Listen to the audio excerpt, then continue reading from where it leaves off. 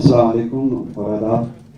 INCR का शुक्रिया अदा करता हूँ, APCR का शुक्रिया अदा करता हूँ इस इजलास के लिए, जहाँ पे मुल्क के मुख्तलिफ हिस्सों से आए हुए लोग, दानिश्वर हजरात, सियासत से वाबस्ता हमारे नुमाइंदा हजरात यहाँ आके जिन्होंने बातें की और अपनी जिम्मेदारियों के साथ साथ हम सब की इज्तिमाई जो जिम्मेदारी है इस एक्ट के हवाले से उसकी तरफ इशारा किया और बातें की। उम्मीद है कि समरावर होगा ये इजलास और इस तरह की कोशिशें।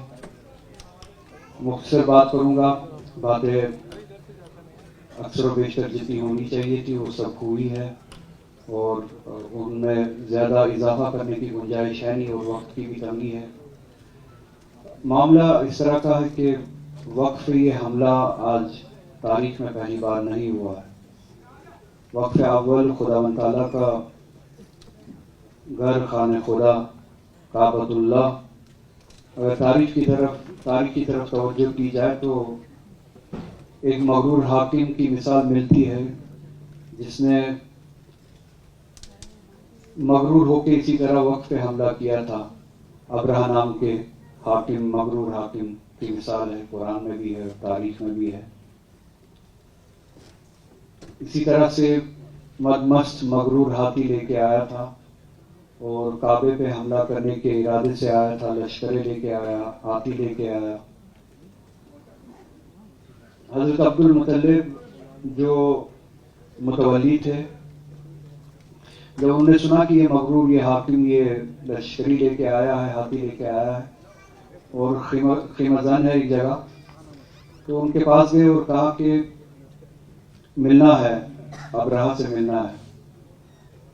अब्राहा को लगा मैं सिर्फ यादावरी कर रहा हूँ, आप सभी को पता है इस वाक़े के बारे में। अब अब्राहा को लगा कि ये आया होगा मुझसे मिन्नतें करने काबे के बारे में, काबे को छोड़ो या इस पे हमला ना करो, इस पे कब्जा ना करो। तो कहा बुलाए। तो जब बुलाया गया अब्राहा के पास, हज़रत अब्दुल मुतल्लिब ने फरमाया, कहा कि मैं अपनी एक बात कहने आया था। तो कहा कि हाँ, काबे के बारे में बात लेके आए हो गई कहने के लिए कि काबे को छोड़ो। तो हजरत ने फरमाया काबे की बात करने आया नहीं हूँ, काबा खुदा की प्रॉपर्टी है, अल्लाह ताला की प्रॉपर्टी है, वो जाने और उसकी प्रॉपर्टी जाने, वो देख लेंगे। उसको बचाने वाला उसका मालिक है। मैं मालिक हूँ 200 ऊँटों का, मेरी प्रॉपर्टी है 200 ऊँट। मैं अपनी प्रॉपर्टी के लिए आया, अपने माल के लिए आया। तुम्हारी लश्करियों ने मेरे वो ऊँट चुरा लिए जो तुम्हारे लश्कर के पास है, मेरे वो ऊँट वापस कर दो, मैं अपनी प्रॉपर्टी उठा के चल लेता हूँ यहाँ से। रही काबा की बात, अल्लाह जाने और तुम जानो। पार्लियामेंट में जब ये बहस हो रही थी, मुझे बात करने का मौका मिला नहीं, क्योंकि हम 2 अफराद पे मुश्तमिल पार्टी है, छोटी सी पार्टी है। मेरे फ्लोर लीडर ने तब वहां पे बात की और फिर मुझे वक्त दिया नहीं गया। पार्लियामेंट में जो मैंने बातें सुनी, मैं इसी सारे मंजर की अक्कासी कर रहा था अपने जहन में। और जब हजरत अब्दुल मुतल्लिब अपनी प्रॉपर्टी लेके उठे तो अल्लाह ताला ने अपने वक्फ या अपने खाने खुदा की काबे की हिफाजत का इंतजाम खुद किया। अब्राहा मगरूर हाथी लेके आया था, खुदावंद ताला ने एक छोटी सी जात, अबाबील, चिड़िया जैसी जात, छोटी सी अबाबील बेच के उस छोटी से वजूद से उन मगरूर हाथियों में और उस अब्राहा के गुरूर में जो छेद किया है वो तारीख है। अल्लाह ताला और वक्फ का मामला हमारे लिए ऐसा ही है। ये मुसलमानों की अपनी न जायदाद है, न जागीर है, न अपना माल है। ये वक्फ खुदा है। ये हमने खुदावंद ताला के नाम पे वक्फ किया है, जिससे भी किया हो। ये प्रॉपर्टी है अल्लाह ताला की, माल है अल्लाह ताला का। इसकी हिफाजत करना अल्लाह ताला का काम है और मुझे इस पर पूरा यकीन है, कुरान शाहिद है कि इसकी हिफाजत हो जाएगी।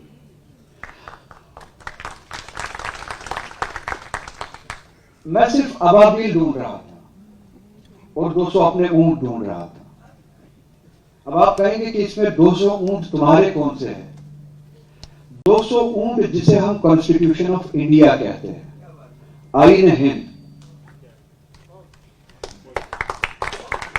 आप वक्त से ज्यादा अपने ऊंटों के बारे में सोचे, अपनी प्रॉपर्टी के बारे में सोचे, अपने आईन के बारे में सोचे। कॉन्स्टिट्यूशन ऑफ इंडिया, आईन हिंद, जिसकी बुनियाद पे मुल्क बना, जिसके बचाने की जिम्मेदारी आपकी भी है, मेरी भी है, हर किसी की भी। और अगर वो गया तो सब कुछ गया इस मुल्क में से। वक्त पर अगर किसी ने हाथ डाला भी तो अल्लाह ताला की जात में ना कोई चीज कम होगी, ना वक्त में इजाफा करने से उसकी जात में कोई किसी चीज का इजाफा हो। वक्त आप भूल जाइए, वो लड़ाई खुदावंद ताला उसके लिए जराया पैदा करेगा। और जब मैं अबाबील का इंतजार कर रहा था, शायद मेरी सोच गलत हो, आप मुझे ठीक कीजिएगा, मेरी सोच में कभी पगड़ी बांधे जब सरदार वहां पे असेंबली में, पार्लियामेंट में खड़ा हुआ और वक्त की हिमायत में इस मगरूर हाकिम के खिलाफ तकरीरें की और जोश और नीयत खुलूस से हम सब का दिफा किया, इस वक्त का दिफा किया। मुझे वो अबाबील उस सरदार में नजर आया, उस यादों में नजर आया, उस त्रिपाठी में नजर आया, जो बिला लिहाज मजहब में मिला।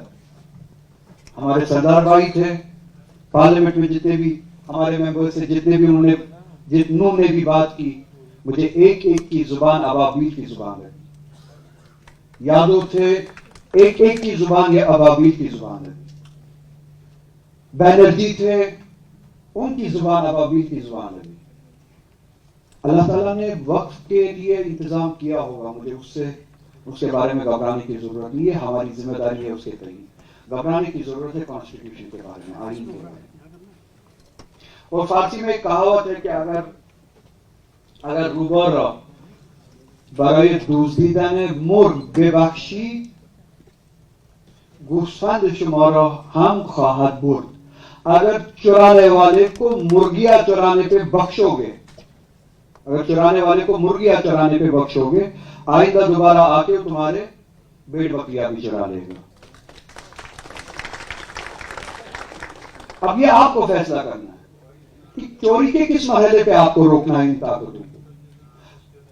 ये जो कॉन्स्टिट्यूशन पे, आईन पे जो डाके डाले जा रहे हैं हर रोज, कभी वक्फ के नाम पे, कभी 370 के नाम पे, कभी ट्रिपल तलाक के नाम पे, किसी और नाम पे, ये जो डाके डाले जा रहे हैं, किस दिन आप उठोगे और इस चोर के हाथ को पकड़ोगे और ये चोरियां रोकोगे। अगर आप मुर्गी चुराने वाले की मुर्गी चुराने पे उसे बख्शोगे, आप जान लीजिए आपका सारा माल लुटा जाएगा।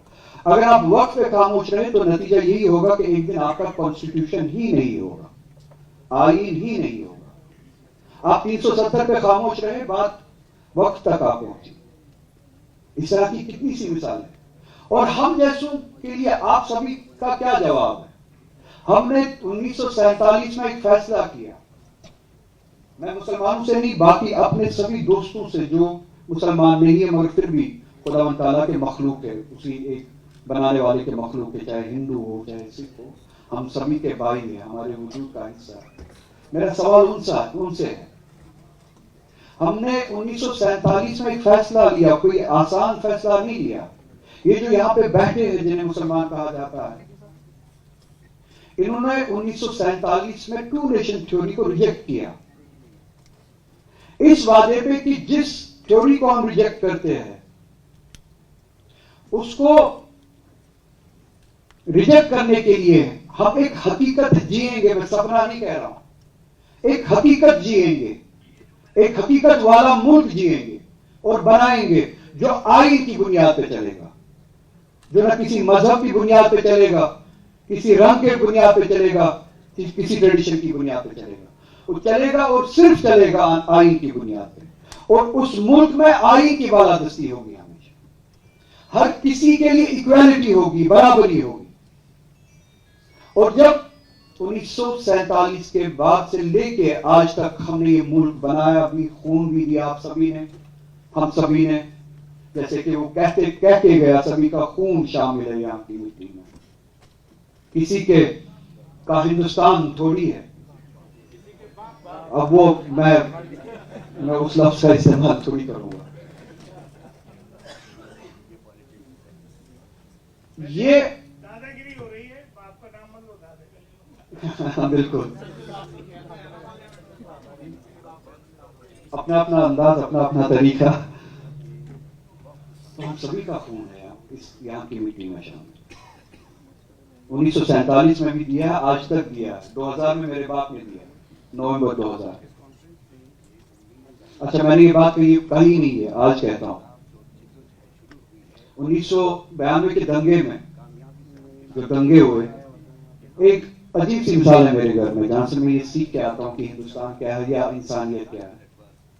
अजीब सी मिसाल, 1992 के दंगों में जब बॉम्बे में दंगे हुए, नाम देता हूं, आप सर्च कर लीजिएगा, रिकॉर्ड्स में होगा।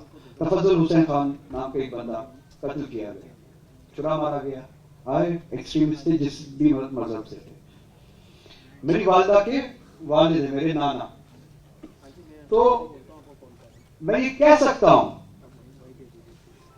कि हर किसी एक्सट्रीमिस्ट ने कभी 1992 में वहां छुरा गोप के खून लिया है इस मुल्क के लिए। अगर मैं अपनी वालिदा को बीच में रखूं, एक ऐसी जात जिसके वालिद को, बाप को हिंदू एक्सट्रीमिस्ट ने मारा, और जिसके शौहर को मुसलमान एक्सट्रीमिस्ट ने मारा। इस तरह की हजारों मिसालें होंगी इस मुल्क में, 1947 से लेके अभी तक, चाहे वो हिंदू हो, चाहे वो मुस्लिम हो, सिख हो, ईसाई हो, हर किसी ने खून दिया एक हकीकत बनाने के लिए, और उस हकीकत को जीने के लिए। उसको कॉन्स्टिट्यूशन कहते हैं। कॉन्स्टिट्यूशन पे मबनी India, idea of India, equal for all, secular India. Secular बहुत छोटा वर्ड है, प्लूरल इंडिया, डाइवर्स इंडिया, जहां पे इक्वालिटी है। और जब ये, मैं अब 2 मिनट में मुकम्मल करूंगा, जब ये हमला हुआ, ये उस इक्वालिटी पे हुआ। आर्टिकल 14 आपको कहता है equality before law. Amarnath shrine board हमारी रियासत में है, मैं उस श्राइन बोर्ड का मेंबर नहीं बन सकता हूं क्योंकि मैं मुसलमान हूं, मगर कोई भी गैर मुसलमान जबरदस्ती एक मुस्लिम वक्फ का मेंबर बनाया जा सकता है, बोर्ड ऑफ डायरेक्टर्स में बिठाया जा सकता है। इसको इनइक्वालिटी कहते हैं। मैं ये तयन नहीं करूंगा, मैं इसका तयन नहीं करूंगा कि कौन मुसलमान है, कौन मुसलमान नहीं है, मगर कोई बैठ के किसी दफ्तर में इसका तयन करेगा कि कौन मुसलमान है और कौन वक्फ कर सकता है, 5 साल से कौन मुसलमान, ये कौन बताएगा? इस्लाम कहता नमाज पढ़ना इस्लाम में जरूरी है, कुफ्र अमली है इस नमाज को तर्क करना, कुफ्र ईमानी नहीं है। मगर बेनमाजी भी फिर भी मुसलमान है। 1000 किस्म की बुराइयां है इस इस्लाम में, मगर किसी एक शख्स ने कलमा पढ़ा, वो मुसलमान हो गया, इस्लाम कहता है। आपके पास हक ही नहीं है फिर आप उसे कहें कि आप मुसलमान है या नहीं। उसके बाद या तो वो अच्छा मुसलमान हो सकता है या बुरा मुसलमान हो सकता है। जिस तरह से अच्छा हिंदू होता है और आरएसएस वाला हिंदू होता है, इतनी फर्क हो सकती है और ज्यादा फर्क नहीं हो सकता, मगर मुसलमान तो है। अब आप कैसे तयन करेंगे कि कौन मुसलमान है, कौन मुसलमान नहीं? ये दफ्तर में बैठ के कौन तयन करेगा, इसका फैसला लेगा? इसको कहते हैं इक्वालिटी बिफोर लॉ। 1990 में 92 में कार सेवक बाबरी मस्जिद की गुंबद पे चढ़े थे। अब आपने अपने कलेक्टर्स को कार सेवक बनाया है। एक आदमी दरखास्त लेके आएगा, शिकायत करेगा, फलानी प्रॉपर्टी डिस्प्यूटेड है, दूसरे दिन कलेक्टर उस प्रॉपर्टी को डिस्प्यूट मान के गिराएगा। कार सेवक वाला काम व्हाइट कॉलर से करेगा। मेरे पास वक्त ज्यादा नहीं है, मैं एक बार इनको फिर से गुंजाइश नहीं दूंगा कि मेरी तरफ इशारा करे, उससे पहले ही खत्म करूंगा। सवाल ये है, वक्फ का सवाल नहीं है। वक्फ के बारे में वही उसने भी कहा कि अल्लाह का माल है, वो खुद हिफाजत करेगा, और अल्लाह ताला ने अबाबील बोली है। और मैंने देखे पार्लियामेंट में और पार्लियामेंट से बाहर भी बहुत सारे अबाबिल, उनका नाम सिंह भी होगा, यादव भी होगा, त्रिपाठी भी होगा, मगर हम सभी की जिम्मेदारी है। जैसे उसने कहा हम मेरे माल के बारे में बात करेंगे, मेरे 200 ऊंट है तुम्हारे लश्करी के बारे में। इस मगरूर हाकिम से हम अपने माल के बारे में बात करें, जिसको कॉन्स्टिट्यूशन ऑफ इंडिया कहते हैं, जिसको बचाने की हम सबको जरूरत है। बहुत बहुत शुक्रिया।